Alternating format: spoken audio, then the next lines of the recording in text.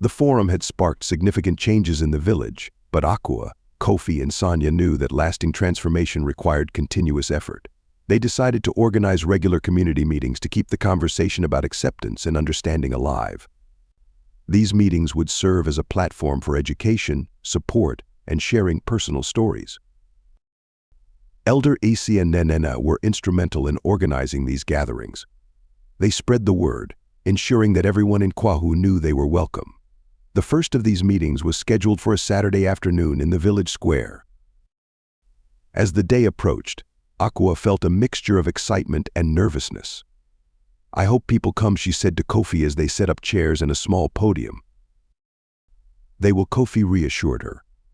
"We've already seen how much impact the last forum had. People are curious and eager to learn more." When the afternoon sun began to dip, casting a warm glow over the village square, people started to arrive. They came in groups, families, and even individuals who had once been hesitant but were now ready to embrace change. Elder Uche opened the meeting with a welcoming speech. "Thank you all for coming. Today we continue our journey towards understanding and acceptance. We have invited some special guests who will share their experiences and knowledge with us." The first speaker was a woman named Amma, from a neighboring village. She had grown up with a sister who was also intersex. "I know the challenges that come with being different," Amma began, her voice steady and warm. "But I also know the strength that lies within our differences. My sister is one of the strongest people I know, and she has taught me the true meaning of resilience and love." Amma's story resonated deeply with the villagers. They listened intently, some nodding in recognition of their own experiences. It was a powerful reminder that they were not alone in their journey. Next, Ikenna spoke about the medical aspects of intersex conditions, providing valuable information to dispel lingering myths and fears. "It is important to understand that being intersex is a natural variation," she explained. "It does not make a person any less human or any less worthy of love and respect." After Ikenna, a few villagers took the stage to share their reflections. One of them was Adwo, a mother who had initially struggled with accepting Sanya's condition. "I was afraid because I didn't understand," she admitted. "But now, after learning and seeing Sanya grow, I realize that she is just like any other child. We must protect and cherish her." As the meeting progressed, the atmosphere became more relaxed and open. People asked questions, shared their thoughts, and expressed their support for Sanya and her family. It was a heartwarming display of community solidarity. Towards the end of the meeting, Aqua and Kofi invited Sanya to speak. She stepped onto the podium, her heart pounding but her resolve firm. "I want to thank everyone for coming and for supporting me and my family," Sanya said, her voice clear and strong. "I hope we can all continue to learn from each other and make Kwahu a place where everyone feels accepted and loved." The crowd erupted in applause, their cheers echoing through the village square. Aqua and Kofi beamed with pride, their hearts full of hope for the future. As the meeting came to a close, Elder Uche addressed the crowd once more. "We have taken another important step today. Let us continue to walk this path together, hand in hand, with open hearts and minds." The villagers dispersed, but the sense of unity and purpose lingered. Aqua, Kofi, and Sanya knew that their journey was far from over, but they felt empowered by the support of their community. That evening, as they sat together in their home, Sanya looked at her parents and smiled. "I feel like we're making a difference," she said. "You are," Aqua replied, hugging her daughter tightly.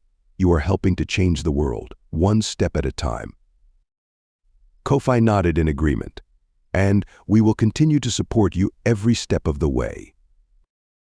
As the night settled over Kwahu, the family felt a deep sense of peace and determination. They knew that the road ahead would have its challenges, but they were ready to face them together, united by love and strengthened by the unwavering support of their community. The following week saw a transformation in Kwahu. The regular community meetings became a staple in the village, fostering a culture of learning and acceptance. People began to approach Aqua and Kofi with questions, seeking to understand more about Sanya's condition and how they could support her. The couple welcomed these interactions, grateful for the growing sense of openness. One morning, as Aqua and Sanya walked to the market, they encountered Adwo and her son Kwame. "Good morning, Aqua," Sanya. Adwo greeted them warmly. Kwame wanted to invite Sanya to play after school today. Sanya's eyes sparkled with excitement. "Can I, Mama?" Of course, Aqua replied, smiling at Adwo. "Thank you for inviting her, Kwame." The simple exchange was a sign of how far the village had come. Sanya's peers were beginning to see her as just another child, and their parents were following suit.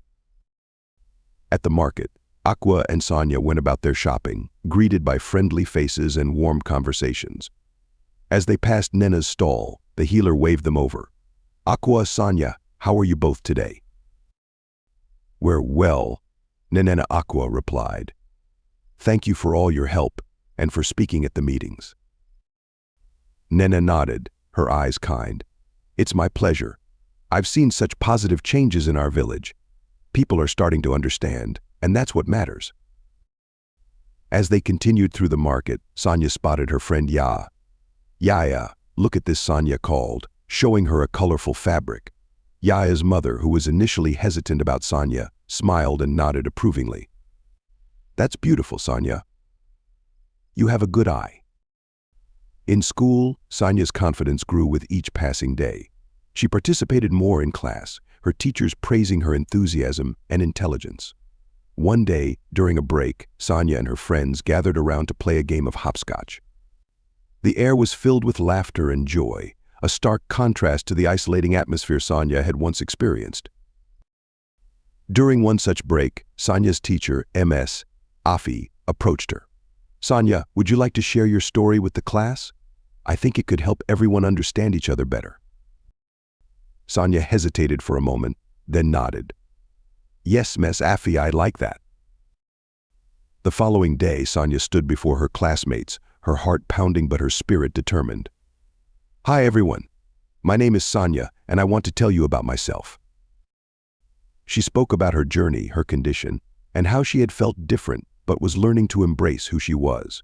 Her classmates listened intently, some with tears in their eyes, others nodding in understanding. When she finished, the room was silent for a moment, then erupted in applause. "You are so brave," Sanya said, one of her classmates. "Thank you for sharing." From that day on, Sanya noticed a change in how her classmates interacted with her. There was more kindness, more curiosity without judgment, and a deeper sense of camaraderie. The school itself began to embrace a culture of inclusivity, with teachers incorporating lessons about diversity and acceptance into their curriculum. At home, Aqua and Kofi continued to support Sanya, encouraging her to pursue her interests and dreams. Sanya expressed a desire to learn more about the world beyond their village, and Aqua and Kofi began to make plans for her future education. One evening, as the family sat together under the starry sky, Sanya looked at her parents with gratitude. "Thank you for believing in me," she said softly. Kofi smiled, taking her hand. "We will always believe in you, Sanya. You are our strength and our inspiration." Aqua nodded, her eyes filled with pride. "You've shown us the power of courage and love, Sanya, and together we will continue to make a difference." As they gazed up at the stars, the family felt a sense of unity and purpose. The winds of change were blowing through Kwahu, and they knew that their journey was far from over. But with each step forward, they were building a brighter, more accepting future for Sanya and for all who followed. The village of Kwahu continued to evolve, embracing the changes that Aqua, Kofi, and Sanya had ignited. Their regular community meetings had become a cornerstone of village life, fostering understanding and unity among the villagers. The ripple effects of their efforts were felt far and wide, reaching neighboring communities and drawing attention from beyond their immediate surroundings. One day, a letter arrived at Aqua and Kofi's home. It was from a university in the city, inviting Sanya to a special program for young leaders. The program aimed to empower children from diverse backgrounds to become future leaders in their communities. Aqua and Kofi were thrilled at the opportunity, seeing it as a chance for Sanya to broaden her horizons and further develop her skills. "Sanya, this is a wonderful opportunity," Kofi said, handing her the letter. "You can learn so much and meet new people." Sanya's eyes widened as she read the invitation. "Do you think I can do it?" she asked. a mix of excitement and nervousness in her voice. "Absolutely," Aqua replied, hugging her daughter. "You are strong, intelligent, and capable. This is just the beginning of your journey." The family began to prepare for Sanya's trip to the city. It was the first time she would be away from home for an extended period, and while there was some anxiety, there was also a sense of anticipation. The villagers, too, rallied around Sanya, offering words of encouragement and gifts for her journey. On the day of her departure, the village gathered to see her off. Elder Uche and Ikenna and many others were there, their faces beaming with pride. "Remember," Sanya, Elder Uche said, placing a hand on her shoulder, "you carry our hopes and dreams with you. Make us proud." "I will," Sanya promised, her heart swelling with determination. As the bus pulled away from the village, Sanya looked out the window, waving to her family and friends. She felt a mixture of sadness and excitement, knowing she was leaving behind the familiar, but also stepping into a world of new possibilities. The journey to the city was long but filled with wonder. Sanya marveled at the bustling streets, tall buildings, and the sheer diversity of people she saw. It was a stark contrast to the quiet, close-knit community of Kwahu, and she felt a sense of awe at the vastness of the world. Upon arriving at the university, Sanya was greeted by the program coordinators, who welcomed her warmly. "Welcome, Sanya," one of them said. "We are thrilled to have you here. This program is designed to help you grow and realize your potential." Over the next few weeks, Sanya immersed herself in the program. She attended workshops on leadership, communication, and social justice, learning from esteemed mentors and guest speakers. She also met other children from various backgrounds, each with their own unique stories and perspectives. Together, they formed a close-knit group, supporting and inspiring one another. One of the most impactful experiences for Sanya was a session on public speaking. The facilitator, a renowned activist, encouraged the children to share their stories. When it was Sanya's turn, she spoke about her journey, her village, and the importance of acceptance and love. Her story moved many to tears and earned her a standing ovation. "You have a powerful voice," Sanya, the facilitator, said. "Never be afraid to use it. You can make a difference in the world." These words resonated deeply with Sanya.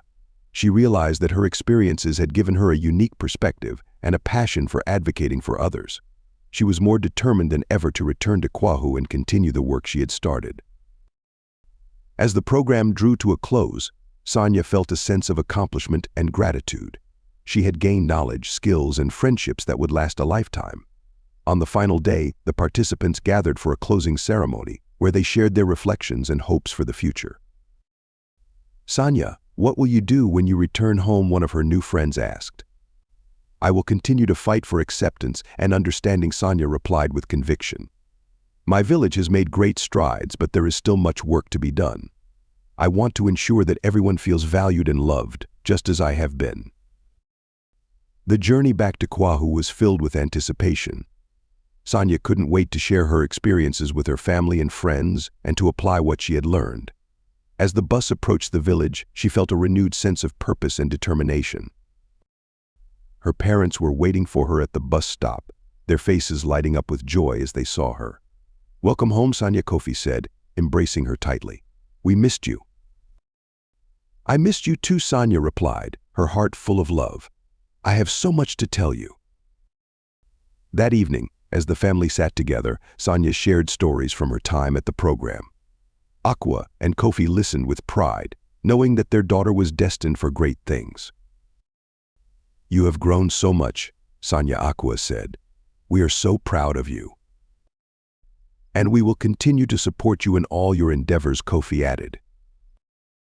As the night drew on, Sanya felt a deep sense of contentment. She knew that the road ahead would have its challenges, but she was ready to face them with courage and determination. With her family by her side and the support of her community, she was confident that she could make a difference and create a brighter future for all. Thanks for watching. Please do well to subscribe to my YouTube channel.